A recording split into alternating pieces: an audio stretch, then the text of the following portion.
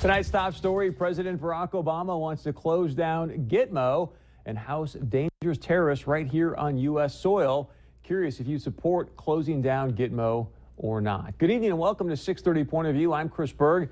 As always, thanks so much for joining us. Now, here in the Valley, a lot of us, hear about Gitmo and some good things, some not so good things. And for a lot of us, there's probably even some mystery involved around this place called Gitmo. So tonight, I want to introduce you to a gentleman.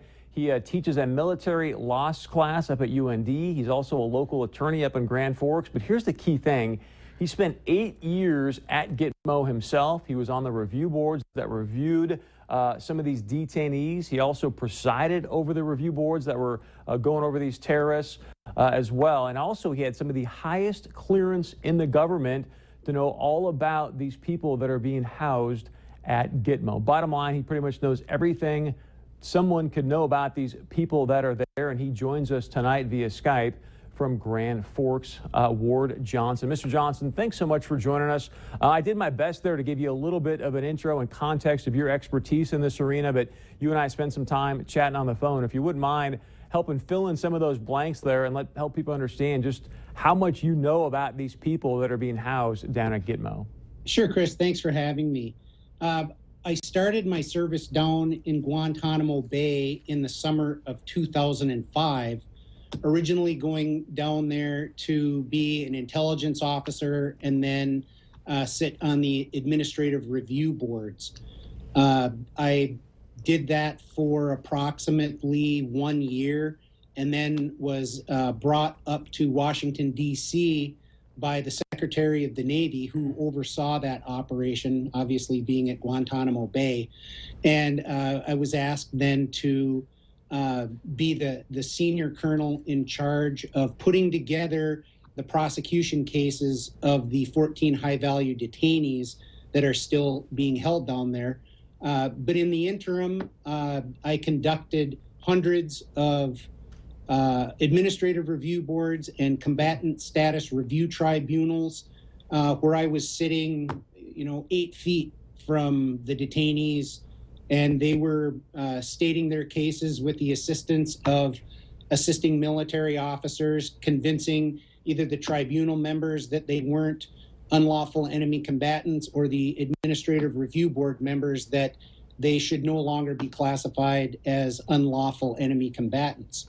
I ended my service, my last 3 years, by being the senior Pentagon civilian appointed official in charge of and directing all the operations for the Office of Military Commissions. So bottom line, obviously, you've got a lot of breadth and knowledge about who's down there and why specifically. So let's do this, because thankfully we hear a lot about Guantanamo Bay, otherwise known as Gitmo, and like I said in the open, it's got a bit of a mystery, I think, to a lot of people.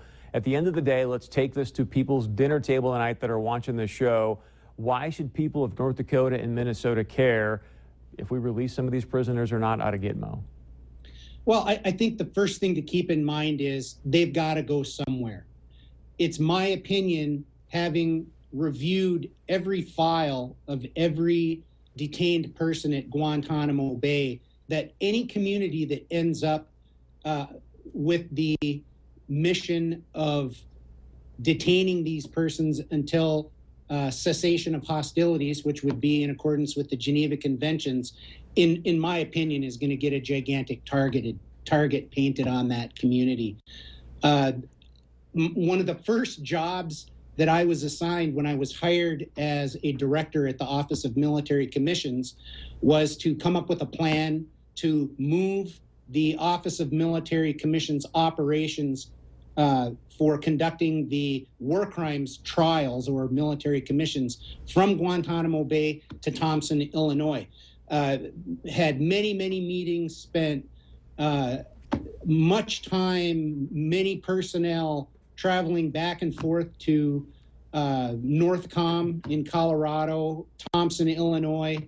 And every time the Obama administration got close to saying that they were going to put these people in any particular community, public outcry would begin. Nobody wanted them. Let me interrupt you there for a moment, sir, because a couple of things I want to clear up. As you said, hey, Chris, they have to go somewhere. So just for clarity, quickly, what I'm hearing you say is, yes, we should close down Gitmo and bring these people to U.S. soil. Am I hearing you accurately? No, I do not think that Guantanamo Bay should be closed. Okay. Then let me, I just want to get that clarity, because I heard you say they got to go somewhere, and I'm like, oh, maybe he thinks it should be closed. Let's move on to this end. You're saying, hey, it's going to put a target on a city or a community's back if we do house these people in a particular community. Yesterday, in President Barack Obama's speech, he said, hey, we've got a lot of dangerous terrorists that are already housing on U.S. soil. There has been no attacks.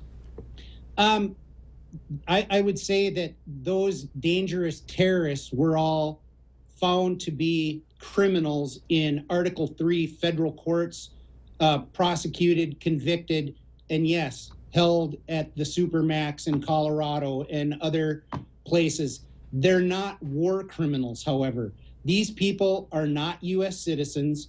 They weren't picked up on U.S. soil. These are enemy combatants. And I think it's very, very important to keep our military operations separate from our garden variety criminals.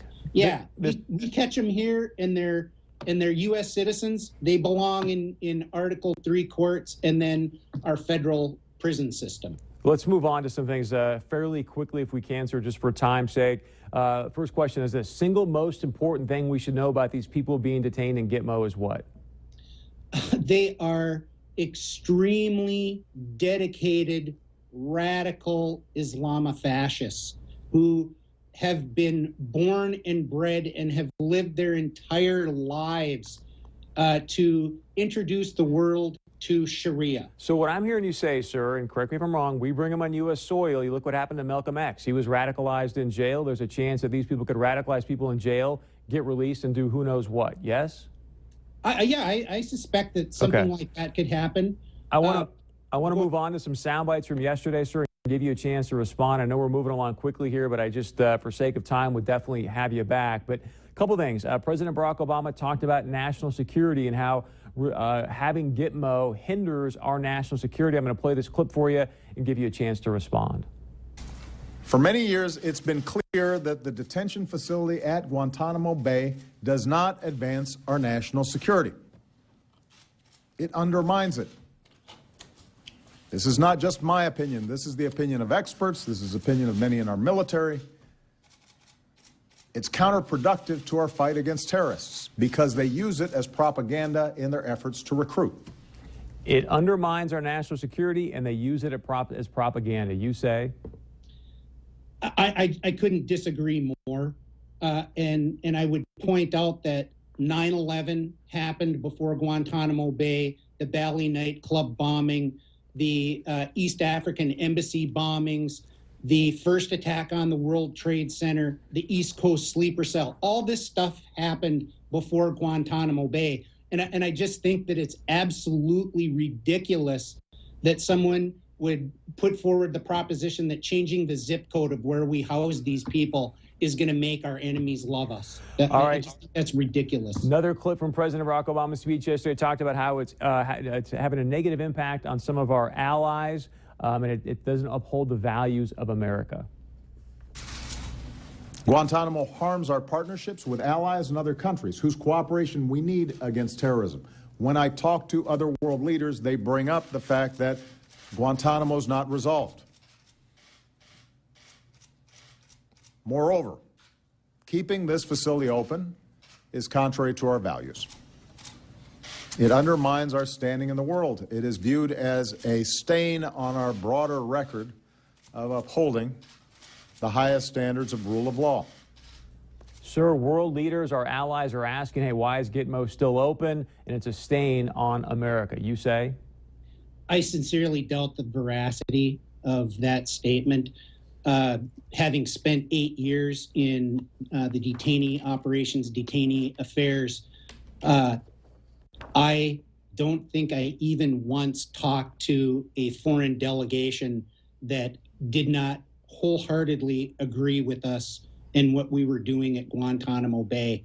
Obviously, a lot of them don't want to admit that on the record, but to us, the worker bees that actually do these missions. They don't want these dangerous people. I mean, who wants Khalid Sheikh Mohammed running around in their neighborhood or even housed in their neighborhood?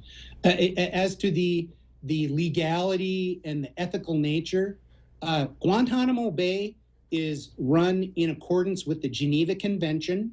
They are treated humanely. They are held legally there under the law of war.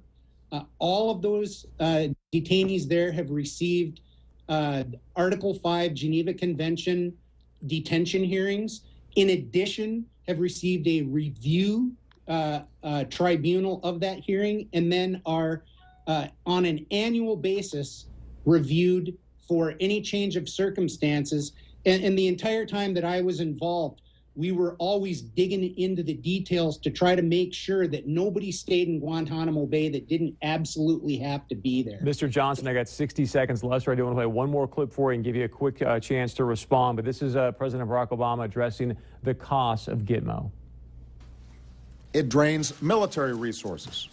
With nearly $450 million spent last year alone to keep it running, and more than $200 million in additional costs needed to keep it open going forward for less than 100 detainees. Quickly, sir, your comments, $200 million for less than 100 detainees. Is it worth it? I personally would be highly suspect about those figures.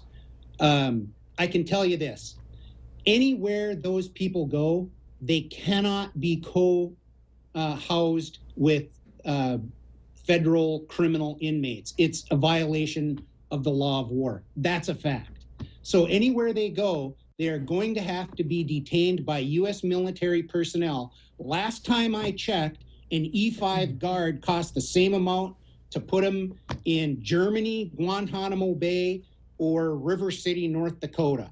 That's just another false argument that the administration is trying to sell. There's not going to be any relocation dividend, I guarantee you, and they'll have to completely build new, what they call special compartmentalized information facility courtrooms in order to do any of the trials. Mr. Johnson, I cannot thank you enough. As you and I have said, I could talk to you for hours. One last anecdote I want to share with you.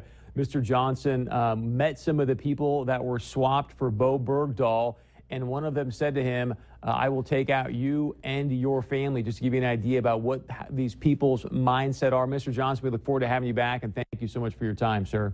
Thank you for having me, Chris. Have a good evening. You bet. All right, stay with us when we come back. Carson Wentz, Mr. Hag, they are in Indianapolis for the NFL Combine, and so is our very own Valley News Live, Beth Houle. She's going to join us live from Indianapolis to give you the latest on the journey to the NFL for these two outstanding Bison football players. Please join our conversation. Love to know your thoughts. Should we close down Gitmo or not? Stay with us.